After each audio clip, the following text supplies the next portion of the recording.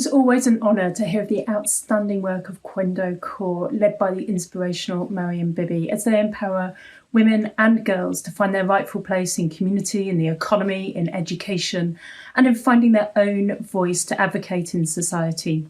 Throughout this pandemic, there's been significant gender deficit here in the UK, resulting in women shouldering the responsibility for family and community through this testing time. As I have met with women in my constituency, they have shared how they have undertaken the homeschooling, often while trying to hold down their jobs, and have been disproportionately in the front line of providing healthcare, social care, mutual aid and charity to those most in need. In the UK, the Trade Union Congress has found that 70% of those who have lost their jobs have been women. 1 in 5 have cut their hours. 78% have not been provided furlough, the government's job retention scheme, and 71% of women who have asked to be furloughed have not been receiving this. Pregnant women in the UK have further not had the same support for those who are self-employed. And also we have seen pregnant women needing additional support throughout their pregnancy, which hasn't been provided, including having partners present. At a time of crisis, we have also witnessed a significant cut to the global support the UK government is providing to support projects in some of the poorest communities, including projects which advance the rights and opportunities of women and girls. While COVID-19 as a pandemic has not impacted women, the economic and community impact has been immense. It is so important world over that we hear the voices of women through this pandemic. We are stronger when we share our stories, and we are stronger when we speak together. As part of York's International Women's Week, York members of UK Friends of Khwendo Kor, or FROC as it's known, have for several years held a closed swap fundraising event and shown documentaries of Khwendo Kor's work. Frock for Frock, as it's affectionately known, has become very popular, with many women returning year after year. But back in March 2020, news was already spreading about the COVID-19 virus, and Frock for Frock was one of the last social events held in York before we and the rest of the UK went into lockdown just over a week later. Little did we know then just how serious it would become, and who would have thought that a year later would find us in lockdown again in the UK, restricted to our homes and unable to hold Frock for Frock as usual. So we began to consider alternatives. Given that we couldn't be physically together, how else could we celebrate Khwendo Kor's inspirational work with women and their communities on education, health, poverty reduction, civil rights, social harmony and much, much more. This sparked the idea of sharing women's experiences of the pandemic in both places.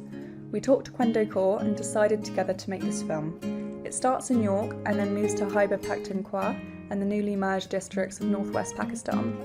In some ways you'll see that our experiences are starkly different, in others they are remarkably the same. Women everywhere doing their best to get by in the face of adversity.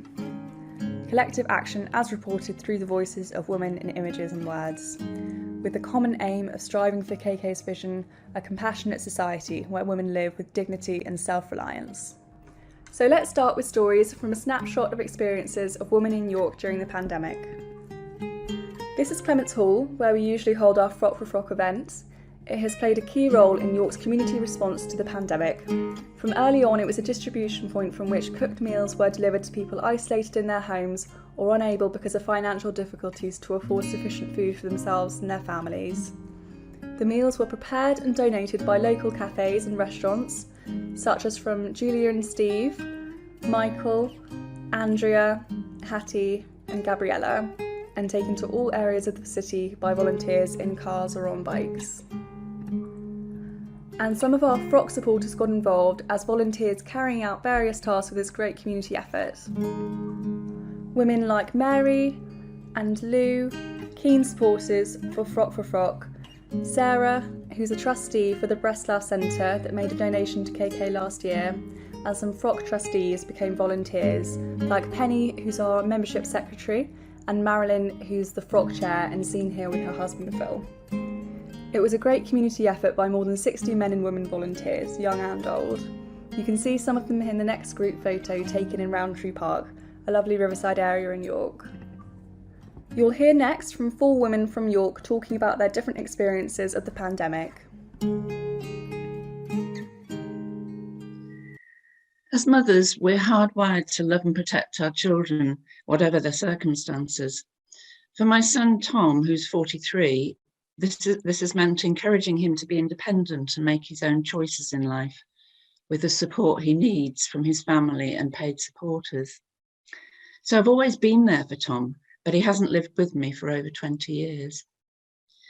In March 2020, when the UK lockdown was announced, I knew instinctively as a mother what I had to do: cancel my own plans and move in with Tom to protect him not only from the virus, but also from the heightened anxiety about the sudden change of routine and the news of the growing number of deaths. Like people the world over, I was frightened and uncertain, but somehow found the courage to support Tom while managing my own fears and looking after my own mental health. In the safety of Tom's home, he and I managed to evolve new routines.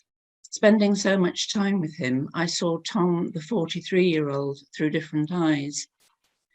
We found pleasure in ordinary moments, chatting about things that only we could share, knowing each other so well and remembering things from long ago. We spent time doing simple things in a slowed down pace of life: cooking, gardening, going for walks, enjoying music and TV. Most of all, I was reminded of what an amazing inspiration Tom is, with his positive approach, his love of people, kindness, thoughtfulness, cheerfulness, and wholehearted friendliness to others. At the end of the first lockdown, I was pleased that Tom quickly adjusted to being back with his paid supporters. I knew this was a risky strategy, as 2 of his carers tested positive for COVID, making me fearful of Tom catching the virus. If he did, his autism and learning disabilities would mean he would be seriously confused, frightened, and quite possibly have a mental health crisis. It's hard to rely on others to keep Tom safe, but on the other hand, it's so good to see him with his younger carers, sharing music, enjoying computer games, cooking, and having fun, albeit in the new normal of wearing gloves, distancing, and sanitizer. I'm Jane, and I've been volunteering since well before the pandemic at a pay-as-you-feel food bank. In the UK, a third of the food we produce is wasted. We use food that may otherwise end up in landfill and make this available to those in need. We also see people that are keen to support those that access the food for free, as well as help tackle food waste. Living in one of the richest countries in the world, the idea of people not being able to afford to feed themselves and their families should be unthinkable. We mainly see people that have had a change in income through no fault of their own. They may have had social security payments stopped or delayed, have suffered family breakups or developed health problems. We also see people who are homeless or living in temporary accommodation. For many, being able to use the food bank leaves them with more money to meet their other essential bills, such as heating. Since the start of the pandemic, we've got much busier as more people have lost their income or had it severely reduced. We are also seeing families struggling to cope with increased food bills as their children are at home with the schools being closed. Parents often go without a meal so that their children can eat. I am Danila of Mauritian Cultural Heritage. A COVID-stricken year has exposed some of my underlying feelings of loss, isolation, and vulnerability. As a woman with chronic health conditions and wheelchair dependent, I feel more compromised than ever with the extra limitations on daily life. I have been shielding at home in York, England for months, and not having the freedom to go out has challenged my resolve. Social distancing is difficult on public routes in a wheelchair, and there is a lack of disabled parking in York. My outdoor power chair is gathering dust in a corner. Losing regular contact with family and friends has been very difficult and emotional. I try to reach out by messaging and making telephone calls, but as a mother and grandmother, I have had this deep longing to hold them in what I call healing hugs. Sometimes I can hear the birds singing in the background when I speak to my family in Mauritius. It brings home to me how far away I am from my extended family and my own family here too.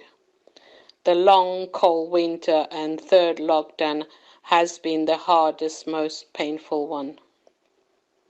However, I have been trying to keep active with my creative crafts, making greeting cards, singing and playing my harmonium.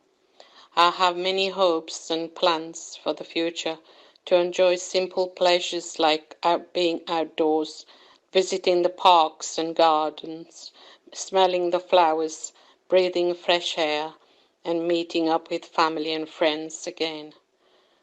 Most of all, this caged bird wants to be free to fly and sing of happy times again.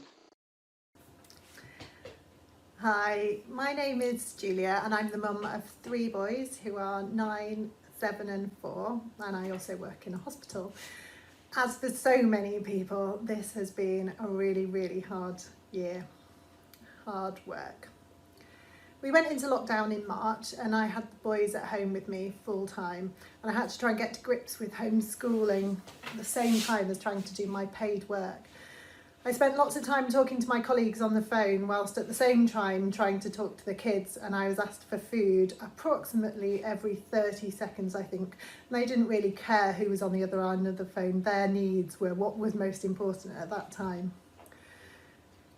I had to try and work in the evenings then to try and catch up when it was a bit quieter and the boys were in bed. And I felt guilty that I wasn't doing more to help them at work, but I didn't have anyone at home to look after the kids. I'm a single parent, and I found it really hard at times not to have any time away from them.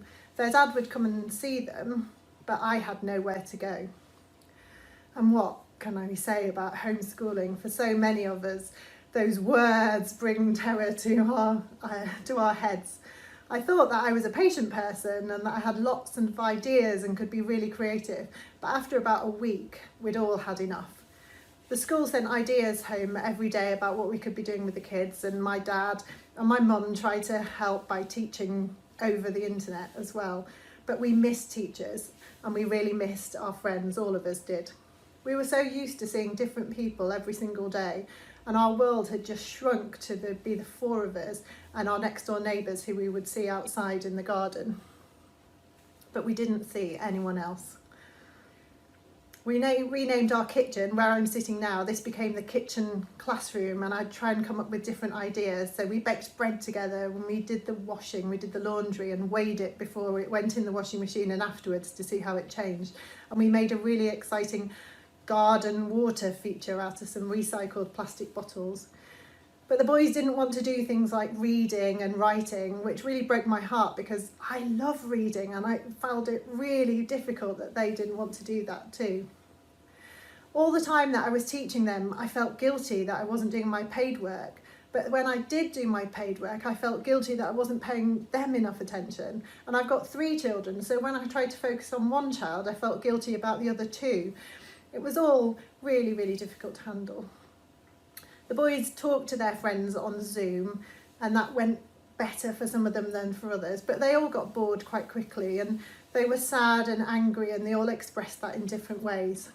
For exercise, we'd try and do a Joe Wicks daily TV programme that was always quite good fun, but my 4-year-old liked trying to climb on my back while I was doing it, so doing press-ups with a 4-year-old and 15 extra kilograms on your back made that quite difficult. We also went for runs around the streets nearby our house, and I quickly found out that I was the slowest out of everyone. I missed really enjoying spending time with the kids because we were together so much. Some of the enjoyment really went away, and then I felt guilty about not enjoying spending time with them or finding them really difficult. The moments when I was able to go out shopping for food were utter bliss. It was an hour to myself in a supermarket, even though I was worried about the virus and bringing something back home to us potentially. I was lucky that I got lots of really good friends and lots of supportive family, and that we could all have those conversations about how difficult we were all finding it, and we did find it really difficult. I used to watch my favourite TV programmes over and over again. They're all finished and I knew what happened. I enjoyed the certainty of knowing what the outcome would be in that fantasy world, because everything else was so uncertain. I wanted to shield the kids from the full horror of what was going on with COVID in the outside world, but I also wanted to be honest with them. And it was really hard not to be able to say when things could happen again, when we could go back to school, when we would be seeing our friends. And in the summer, when things began to ease a bit more, it was so brilliant to see our friends again, to play in the park. And even though we couldn't touch people or hug people, just being near to other people and having our world broaden out really made so much difference. And it was a relief for me to be able to go back to the hospital, to physically leave the house and go to work. And it gave me a real sense that I could be good at something again, because homeschooling had really made me feel that I wasn't very good at that. As my 6-year-old says, I hate the corona.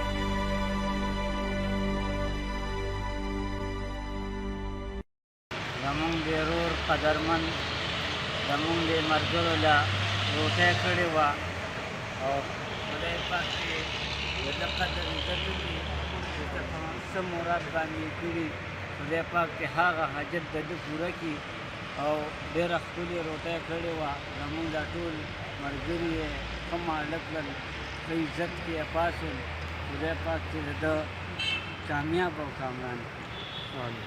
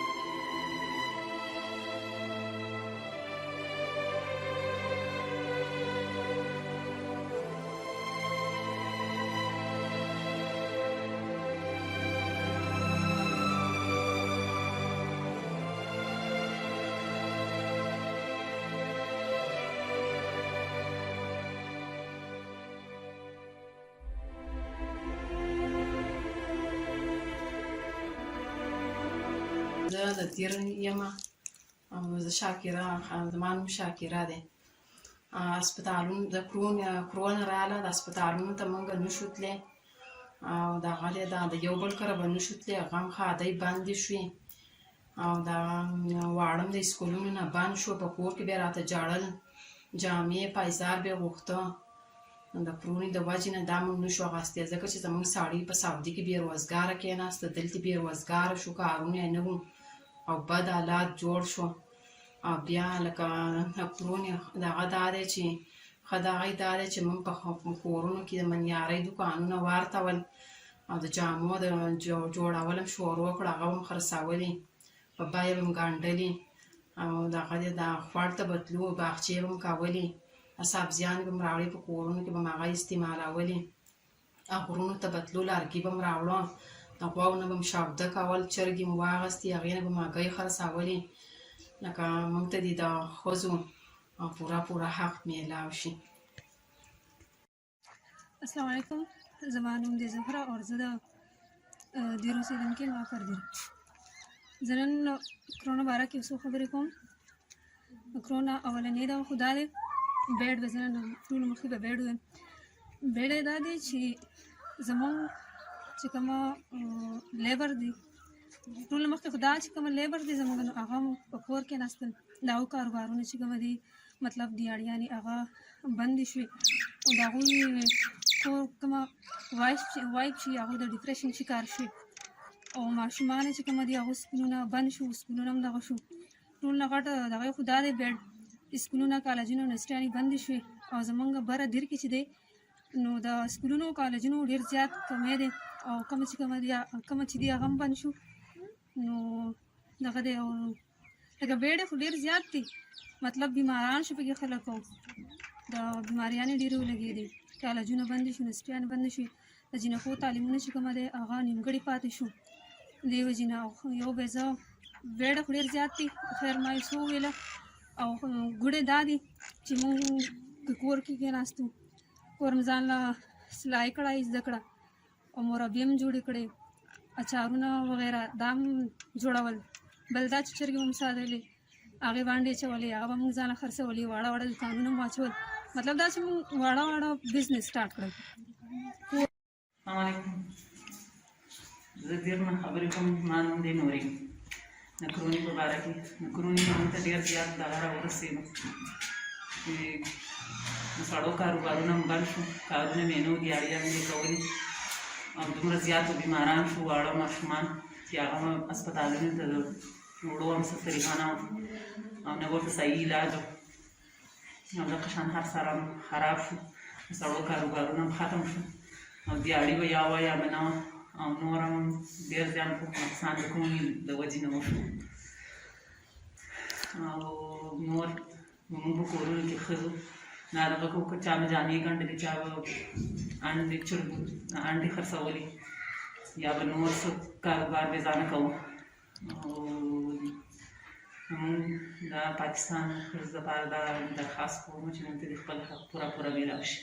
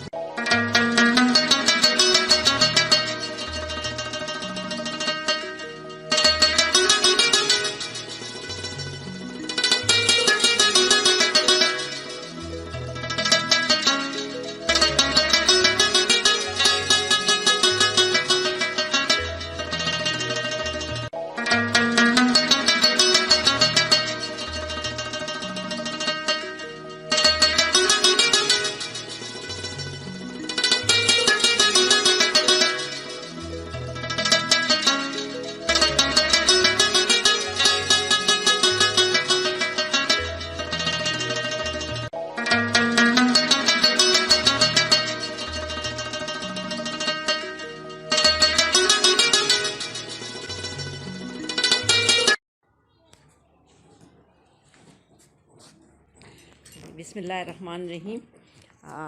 आज हम आपको बताएंगे कि एक fabric mask जो है वो किस तरह बनता है, और स्पेशली हमारा जो अहद सेंटर है इल्मा बीबी हैंडीक्राफ्ट सेंटर में बच्चियां किस तरह एक अहद फैब्रिक मास्क को तैयार करती हैं। तो इसमें सबसे पहले जो है वो मास्क की कटिंग की जाती है। इसमें 2 किस्म का फैब्रिक यूज़ होता है, एक वाइट और एक ग्रीन, और ये 3 प्लाई बनता है। 2 प्लाई जो होती है वो वाइट होती है और एक ग्रीन। इस तरह जब ये कट के तैयार हो जाता है तो फिर ये अगले मरहले की तरफ जाता है, और अगले मरहले में उसकी सिलाई की जाती है।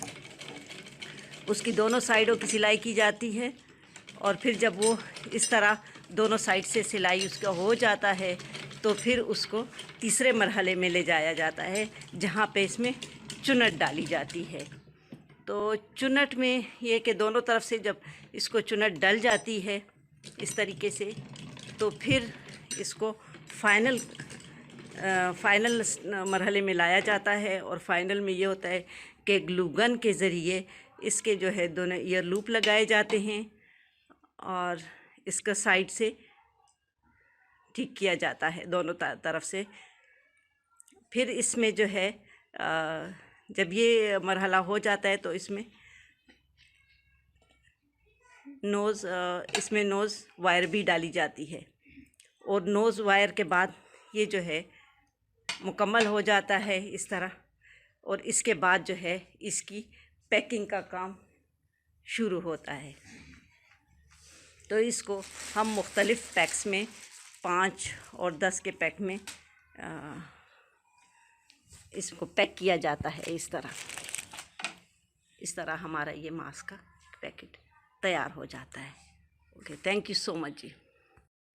अस्सलाम वालेकुम। ज़मानुम दे अख्तरा द इल्मा बीबी अहद सेंटर की ट्रेनिंग वर्कुम जिना कोला जमून द कोरोना दौरान की ढेर ज़्याद मुश्किलात मुतपेख शुरू मुश्किलात दाव ची मार्केटूना बनून गरा कोरोना वतेन शु ढेर ज़्याद पाबंदियानी चाहे शवे नई पावजे मुरा कोरोना वतेन शु जरे दौरान की पहुँ ढेर ख़टेम राहो टेम दासी खराहो चिंगा मासुनो जोड़ोलो अडर वागशुंगा अडर कोलो नई के लग ढेर जमून रोजगार रवान शुरू पहुँगा ढेर आसान शु बैटेम नूंगा दी पावजा ढेर मुश्किलात जमून कम शु और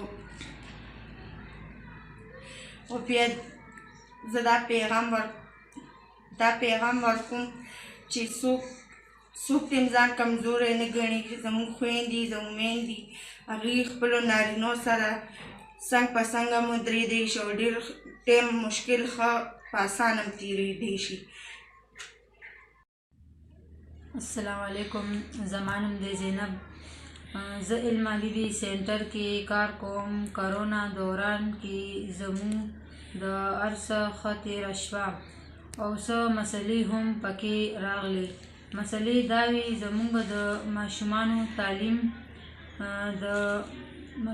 तालीम ख़राब शो जमूंग कारोबारुना उदरेदल बिया जमूंग मसले रो हल की दी मुंग सेंटर की मकसुनो आर्डरुना मिलाव शू आगे सरा जमूंग मसले लगी डेरी हल शवी दी दौरान की जमूंग बंदी قسمه پابندۍ ولګېدې. هغه په وجه مونږ مارکیټ نه ضروري سامان نشو اخیستی. زه ښځو له دا پیغام ورکوم چې کله هم ځان کمزوری مه ګڼئ. خاوندانې، وروریانې، خویندې، ورونو سره هر مشکلات کې لاس په لاس ودرېږئ او ستاسو به هر مشکلات اسان وي. ما ته د ټایم راکولو ډېر شکریه.